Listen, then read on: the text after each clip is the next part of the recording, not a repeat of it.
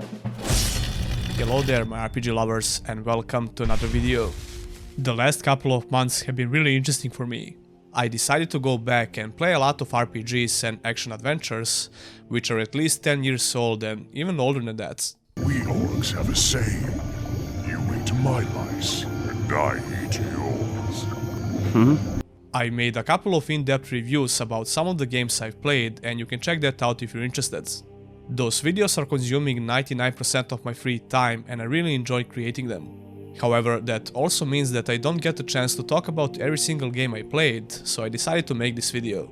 This is the video about 5 obscure and pretty much forgotten action adventures and action RPGs, so let's start with number 5. Number 5, Venetica.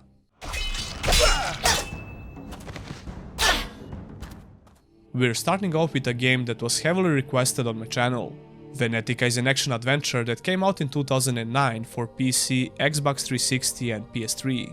It's developed and published by Deck 13, the same studio behind Surge 1 and Surge 2.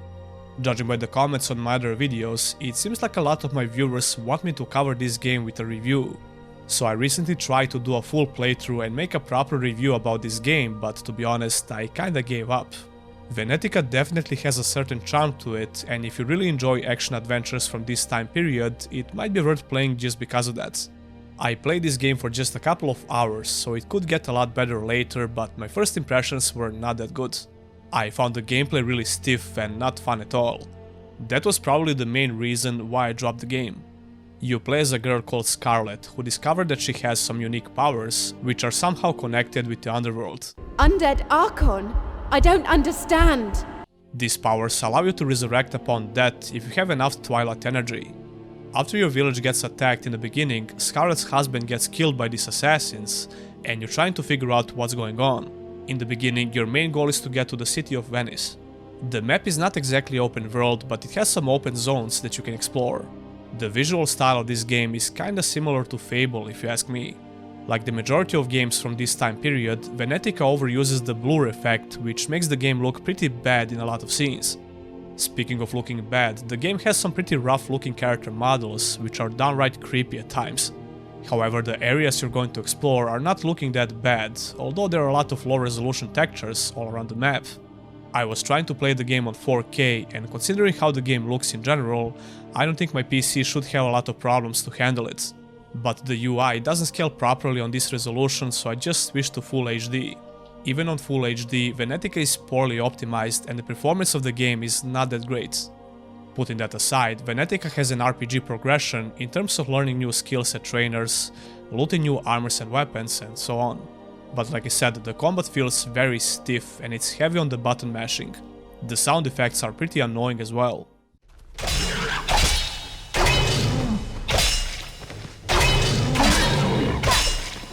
The voice acting is kinda solid considering that this was a lower budget game. Everyone has a strong British accent, which was to be expected because the developer is from Europe. This discussion is over, young man. Go home now. I hate you! Overall, it seems like Venetica is a mediocre action adventure at best, but like I said, I just invested a couple of hours into this game. It was enough for me to quit the game, but I might try it out again in the future. Number 4, the First Templar.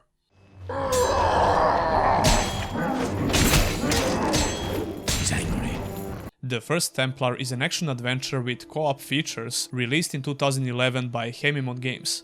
In this game you play as a Templar who is on a mission to find the Holy Grail. If you're playing alone, you will get to switch between 2 different characters. The game has a bunch of puzzles and areas where you have to use both of your characters in order to progress further. Most of these puzzles are pretty simple and kinda boring if you're playing alone. The First Templar is a lot more fun if you're playing in co-op, and it's one of the major reasons why I decided to include it in the video. By itself, the game is not all that great. It's very obvious that this game was on a very tight budget. It looks pretty bad, even for a 2011 game, and some of the game mechanics feel outdated. I absolutely hate when I have to spam the button like crazy in order to perform some simple actions like closing a gate, for example. Putting that aside, the First Templar has a pretty simple combat system, but it's functional. You can win most fights by simply button mashing. It's not very challenging, mostly because of the brain dead AI. However, you occasionally have to block or break the shield on the enemy and dodge arrows. The controls are pretty snappy at the expense of very choppy animations when you move around. I actually like this design decision because they prioritize the feel of the gameplay over realistic animations for moving your character around. I mean, in a perfect world you should have both, but when you're on a tight budget, some sacrifices have to be made. Anyway, the combat has some pretty cool finishing animations.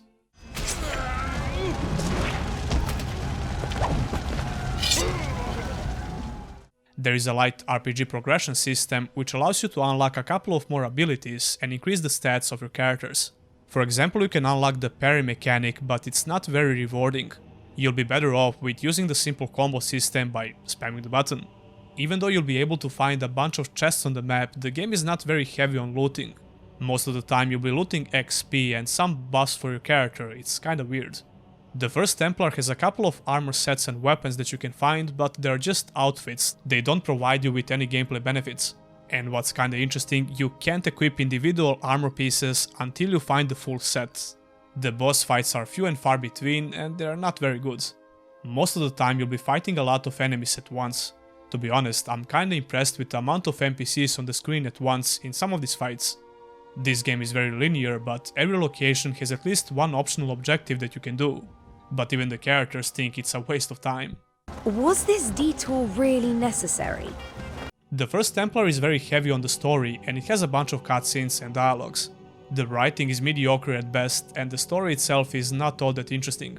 But this game is not wasting your time, like I said, it's very linear and it should take you around 10 hours or even less to complete it. I highly recommend playing in co-op if you want to try it out, it's not worth playing as a single player game if you ask me. Number 3. Haunted Demon's Forge.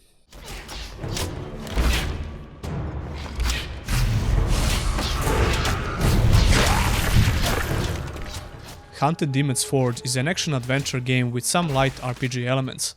This game was developed by Exile Entertainment, the same studio which developed Wasteland series. I was curious about this game ever since it came out back in 2011, but I never got a chance to try it out. The reception for Demon's Forge was mediocre at best. And even though I'm not a huge fan of review scores in general, I would say they're pretty accurate in this particular case. The main selling point of this game was the local and online co-op. Unfortunately, the online co-op is no longer available. The Xbox 360 and PS3 had a split-screen co-op feature, and this is the only way to experience the co-op today. The PC version never had a split-screen feature, so you can only play the game in the single-player mode. Hand to hand! Get ready! Technically, you can still get the online co-op to work on PC by using some third-party software, but it's not worth the hassle if you ask me. As for the game itself, it's very heavy on the action combat and very light on the story. Elara and Kadok are mercenaries, and shortly after you begin the game, Kadok starts seeing strange creatures from his dreams. Wait, this is your dream girl? Yeah, she is from his dreams as well, and I can see why. Anyway, Elara decides to be a dumbass and she touches the dead stone and blah blah blah, you start fighting some skeletons after that. It's a pretty simple story with mediocre writing at best, but it's good enough for a game that's focusing so much on the combats. I was pleasantly surprised with the action combat in this game. Even though it's definitely a bit outdated in some areas, it's very fun to kill stuff. Kadok is focused on melee skills, while Elara is the master of the bow. This action combat is leaning towards hack and slash style, but it's not a mindless button mash. It has some features that you would expect to find in third-person shooters from that time period, like the cover system. Kadok and Elara have a couple of different skills that you can unlock, and most of the time you'll be fighting more than a couple of enemies on the screen.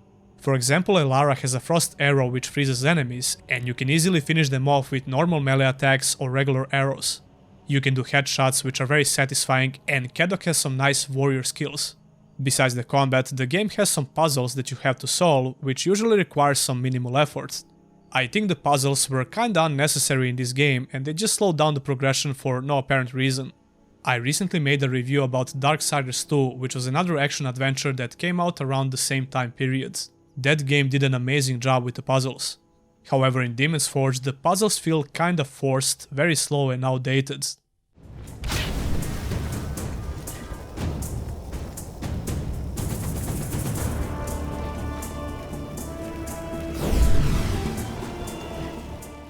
Overall, if you're looking for a decent action adventure with co-op features on consoles, you can have some fun with this game.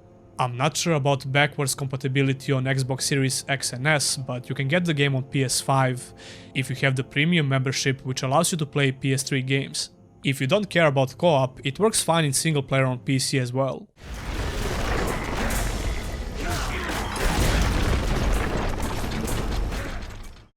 Number 2. Rune II.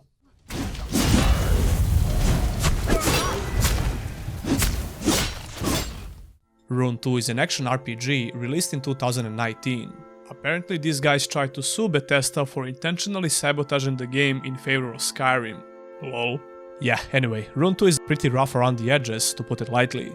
However, I believe it had more than a couple of very fun mechanics, and the fun factor in general could be very high if you're ready to ignore some major issues. Rune II looks like a 2003 game, and not a good looking 2003 game. What's even worse, it runs like crap, it's highly unoptimized regardless of the graphical setting. This game is going to feel very familiar if you played Valheim. Come to think of it, Rune II had the potential to be equally famous like Valheim before Valheim. It essentially had very similar mechanics and the gameplay itself feels very similar. I would even argue that the combat in Rune II is better than Valheim. It has a mutilation system which makes it feel pretty brutal.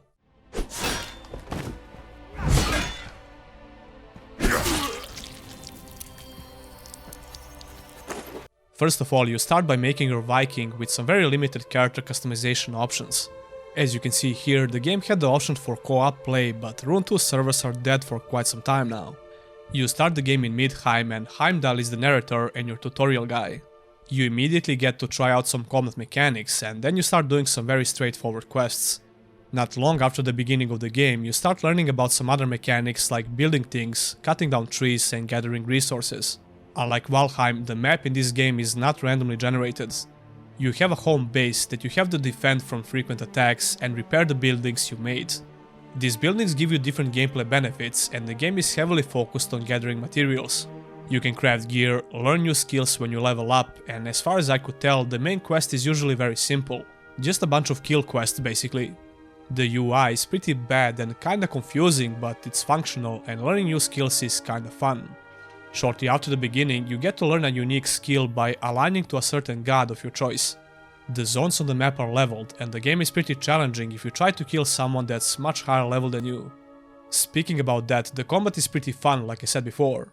It's not amazing by any means, but I wouldn't call it bad.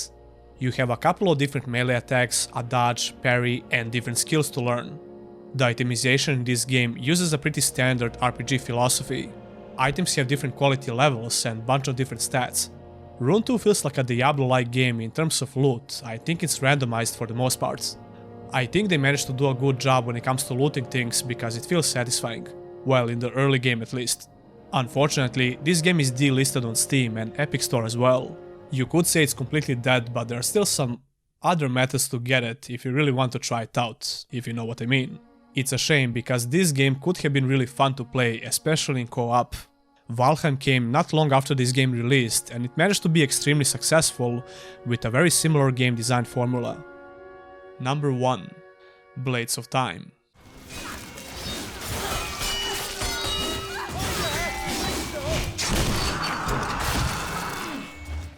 Blades of Time is a hack-and-slash action-adventure released in 2012 for PC, PS3 and Xbox 360. It was also released on Nintendo Switch a few years ago, but unfortunately, that port seems to have a lot of problems. However, the PC version is almost flawless. I managed to play it on 4K with the highest details, and the frame rate was pretty much locked on 120. Blades of Time is definitely an underrated game, if you ask me. First of all, it looks pretty damn good, despite the low resolution textures on many of the world assets. But the main reason for looking this good is obviously hair physics. Yeah, anyway, even though Blades of Time has a pretty weak story and very generic main character, it's worth playing this game for the gameplay itself. You play as a treasure hunter called Ayumi who ends up on this magical island. Your main goal is to reunite with your partner, but in the meantime you discover the true magic of this island and you gain magical powers. Some characters are kinda interesting, but the story is really not that great. So let's talk about the gameplay. Blades of Time has a unique time rewinding mechanic that might seem like just a gimmick at first, but it turns out to be much more than that. When I first learned about this, I assumed it's just a mechanic that you use when you make a mistake, like in Prince of Persia for example, but it's actually a lot different than that. Rewinding time in this game allows you to see what happened in the past 15 seconds or so, but this mechanic also creates a copy of yourself. So for example, if you're in the middle of the fight, if you rewind the time for just a couple of seconds, it allows you to attack the enemy with your clone and essentially change the past. It's a lot simpler than it sounds.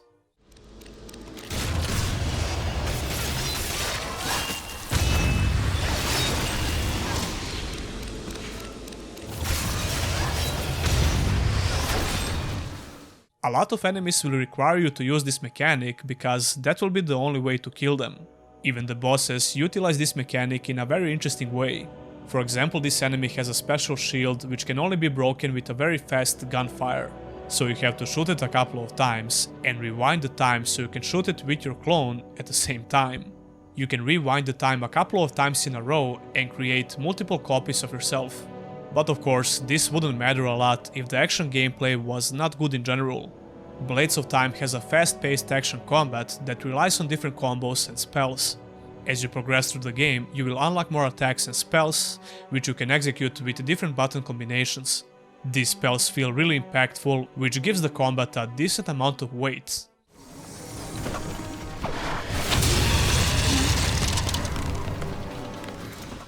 The flow of the combat is just amazing, and the game feels pretty balanced. You absolutely need to learn how to take the advantage of your combos and spells.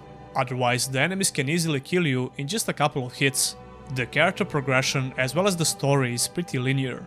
You don't have a lot of wiggle room while exploring these maps, but there are secrets to find by using your compass. Other than that, the level design is quite linear, but you'll need to use the same time mechanic to solve puzzles and do some platforming. The puzzles are okay, but the platforming is not exactly amazing. Even though the controls are pretty snappy in this game, controlling a Yumi can feel a bit floaty and janky sometimes. That's not so good when the game requires precision while double jumping and dashing. To sum it up, I highly recommend playing this game because it's definitely a hidden gem. I might do a dedicated video about Blades of Time just because I like it a lot. So that will be it for this list, I guess. Let me know if you played any of these games in the comments below and what game seems the most interesting to you. If you had a good time while watching the video, pressing the thumbs up button and subscribing to the channel would be highly appreciated. If you want to go a step further, you can support me on Patreon or become a YouTube member. Even the smallest support means a lot. That will be all, and I'll see you in the next one.